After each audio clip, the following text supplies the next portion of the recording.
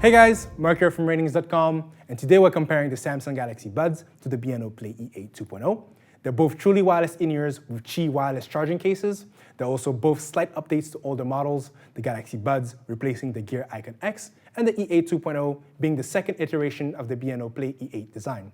So what's new, and what sets them apart from the competition? And also the Beoplay being considerably pricier than the Samsung, are they worth your money? Or are you better off going with the cheaper Galaxy Buds instead?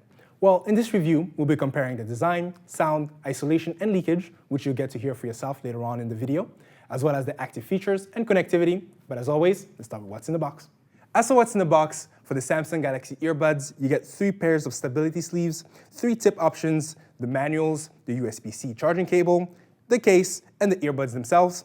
It's about the same for the E8, although you do get 4 pairs of silicone tips, an additional pair of memory foam tips, the manuals, the USB-C charging cable, the case, and the E8 2.0 headphones. Now let's get the boxes out of the way and compare the design. For their build quality, here the Beoplays have the upper hand and feel more premium overall. The Galaxy Buds have a smaller form factor and a very compact design that some may prefer. Their case is also a bit smaller than the previous model. It's fairly well built and should easily keep the buds in place when carrying them around, although it does feel slightly cheaper than that of the Gear Icon X. It also doesn't have the high-end finishes of the E8 2.0's case.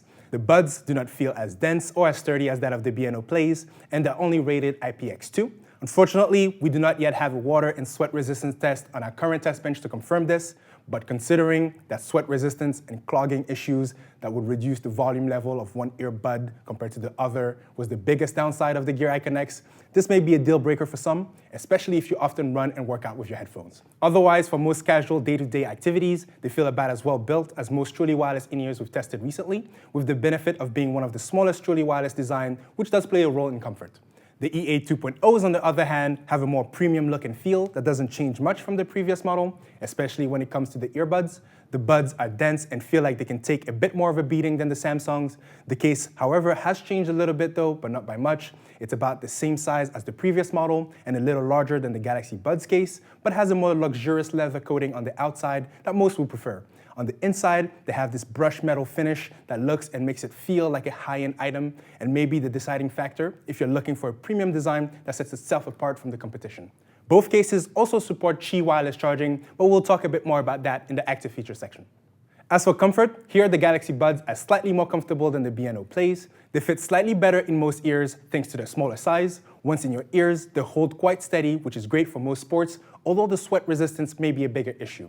On the other hand, they come with 3 tip sizes and a few fins to help you find a better fit, and once you get the right setup for your ears, you barely feel like they're there and somewhat forget about them. Unfortunately, they still have an in-ear design, so they won't be quite as comfortable as the AirPods for some, but if you like in-ears in general, then they're definitely one of the more comfortable options that we've tested. The Beoplays, on the other hand, are slightly bulkier, which does mean that they won't be as good as the Galaxy Buds for users with smaller ears. They also do not come with any fins to adjust them to the notch of your ear, which is not ideal, but on the upside, they come with a bit more tip options than the Galaxy Buds.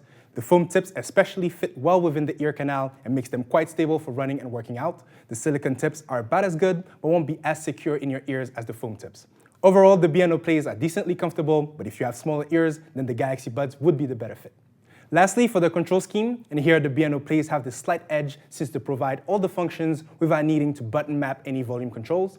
Unlike the Gear Icon X, the Galaxy Buds default setup does not have volume controls. Instead, it's a feature that's buried within the app and it's not available on iOS.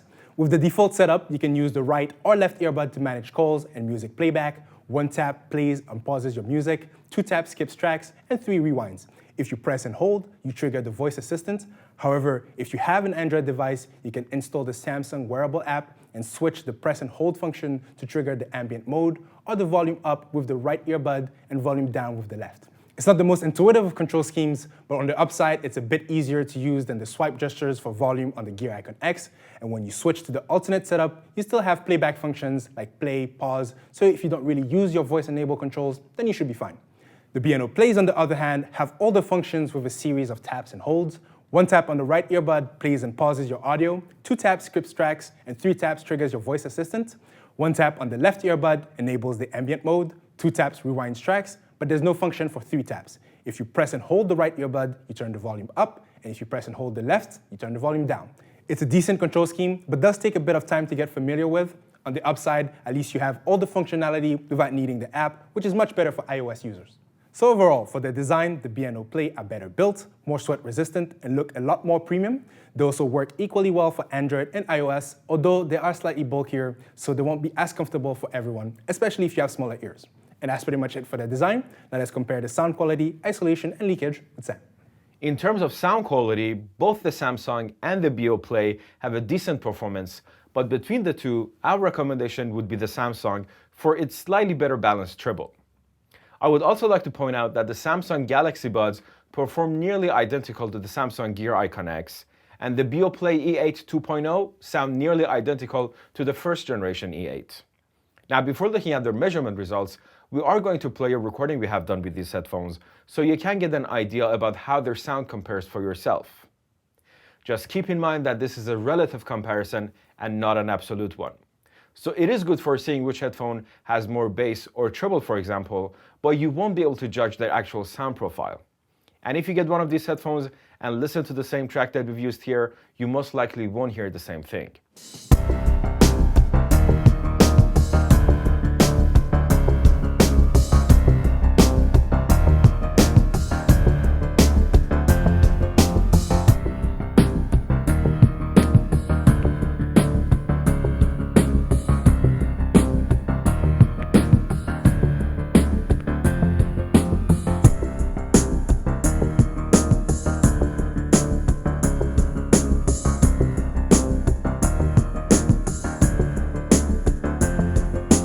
Here, we have the frequency response of the Galaxy Buds on the left and the E8 2.0 on the right.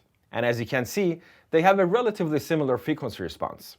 In the bass range, the Galaxy Buds are a bit shy on thump and punch, but compared to the E8 2.0, which has a bit more bass, the difference is not huge. The mid-range of the Galaxy Buds is very flat and well balanced, which means vocals and lead instruments will sound clear and accurate on them. The E8 2.0 also has a pretty good mid-range, but the bump in low-mid makes vocals and leads a bit thick and their overall sound a bit cluttered.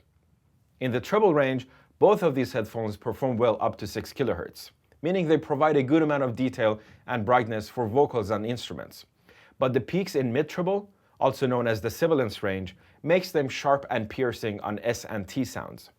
This will be especially more noticeable on the E8 2.0. So if you're sensitive to sibilant headphones, you may find the E8 2.0 a bit painful on bright tracks. Overall, these headphones lack a little bit of bass and are a bit sibilant, but the Galaxy Buds will provide a more pleasant listening experience more of the time. I would also like to mention that the smartphone app that comes with these headphones offers a limited amount of adjustment to their sound, so you may be able to tweak their sound to your liking. The measurements shown here were done with the EQ turned off. In terms of frequency response consistency, both of these headphones deliver the same bass and treble with every reseed, but you have to make sure that you are using the tips that are the correct size for your ears. Otherwise, you may experience a noticeable drop in bass.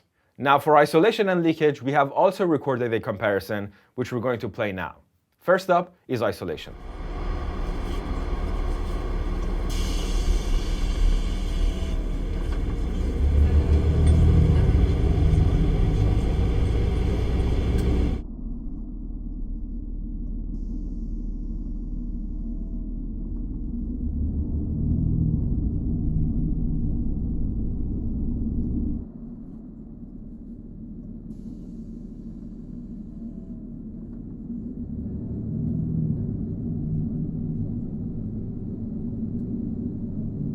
As you can see, the isolation performance of these in-ears is quite similar, and both do a great job of blocking out speech and air conditioning noises. However, the Galaxy Buds provide a bit more isolation in the treble range, and the E8 2.0 performs noticeably better in the bass range. Since there is some diminishing returns in treble isolation after a certain point, the E8 2.0 will provide the better isolation overall, especially for commutes and travel where you may want to isolate the low rumbling sounds of airplane and bus engines. Now, let's listen to the leakage recording.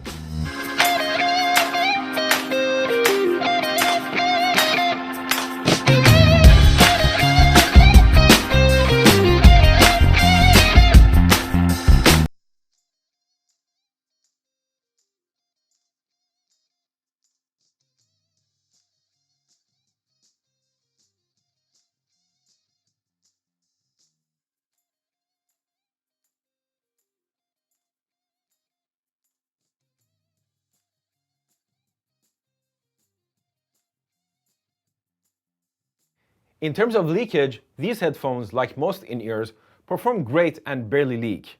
The Galaxy Buds could leak some sharp S and T sounds at very loud volumes, but you basically don't need to worry about the leakage of these headphones in most situations, unless you are blasting your music in a very quiet environment like a library or an elevator. Now, let's go back to Mark for the active features. For the active features, starting with the wireless range, here the Galaxy Buds have a slightly better range when obstructed than the Beoplays at 54 feet compared to 37, but do a little worse in direct line of sight at 100 compared to the Beoplays 136 feet. Unfortunately, the Galaxy Buds, though slightly better in obstructed range, which is more suitable for everyday use, had quite a few connection stability issues when pairing to PCs and mobile phones. There was a recent update to fix connection stability, as indicated in the patch notes, and we did notice a slight improvement, but the connection stability still had a few issues from time to time. Unfortunately, we do not yet have a reliable test for that, so we can't confirm how well the update will work for most users, and note that the wireless range does depend quite a bit on your device. As for latency, both headphones are pretty bad, but the Galaxy Buds are much worse. The Galaxy Bud had about 372 milliseconds of latency compared to the Beoplay's 256.